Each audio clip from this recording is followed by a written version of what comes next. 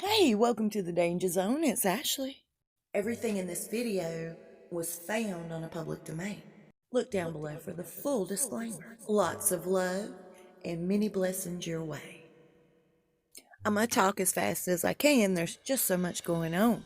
In the last video, we were talking about Harry being in Turkey, Istanbul. I want to say thank you to Platinum Punk. I appreciate everything you do. The Soho House in Istanbul was once used as a place for a lot of American spies to meet up. In April of 2015, it had a reopening, a grand opening, the Soho House. It just so happened that Charles and Harry were on a tour to the same area.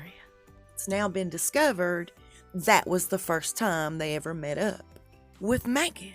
She was there, of course, with Marcus Anderson, celebrating, the grand opening. And that was the very first time she met Harry there at the Soho House in Istanbul. April of 2015. I find it odd that in their engagement interview, both of them admitted that they were strangers to each other prior to them meeting. For the first time in 2016. During that interview, they both agreed that they'd only just met in July of 2016. Why the big old lie? In fact, she hung out in his circle with people like his ex-girlfriend Cressida and Pippa Middleton for quite some time. And you have to ask yourself, why did they act like they didn't know each other when in fact they were very well acquainted?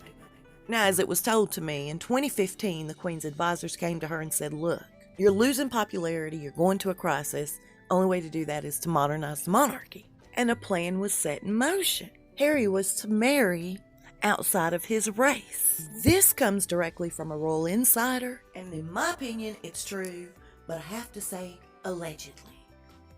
That had been word on the street for quite a while. Meanwhile, Marcus and Meghan had a plan of their own. They even went to Max Clifford, who's known to be a sleazy journalist, and Meghan begged him, make me a star in Britain. And of course, we know he's not the only one she was begging this. Make me a star, make me well known here in Britain. I want to be a household name.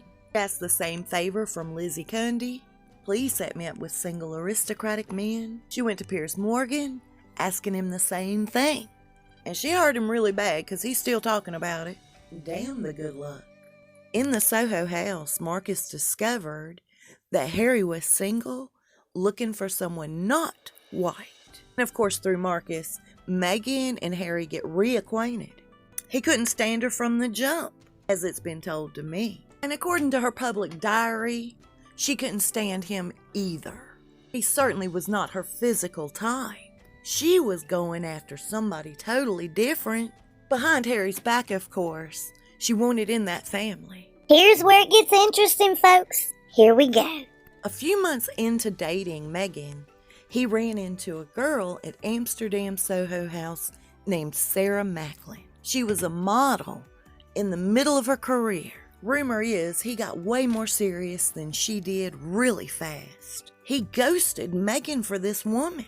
They say he bared his complete soul to this girl, going as far as saying, hey, let's get married, let's have children. And she said, no, I'm not ready for that. Say he was really hurt and vulnerable when that happened. Meghan took advantage of that and swooped right in like a buzzard.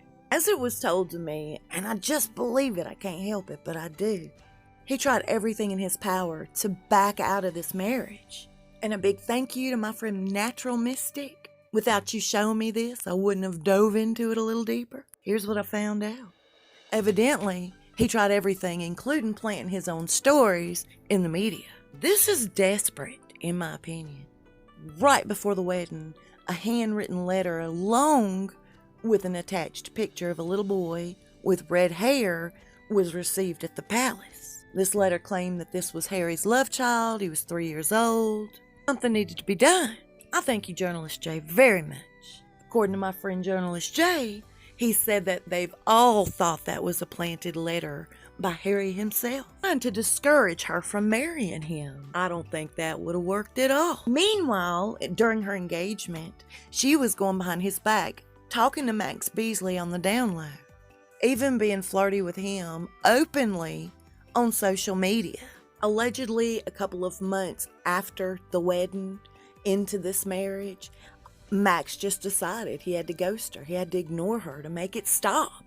And what's been told to me is the reason why she's so dead set against Kate is because Kate went to Harry and said, look, she's saying inappropriate things on social media to this man and it needs to stop. All of this stuff is starting to come to the surface. And now Megan has decided she doesn't want to be in this scrutiny anymore. She wants to stay forever in Canada and leave the monarch behind. I personally don't believe she's there to begin with. I've been told he's been seeing somebody else for quite a while. I'll dig into that a little more and see what I can find. I just wanted to share with you guys the latest.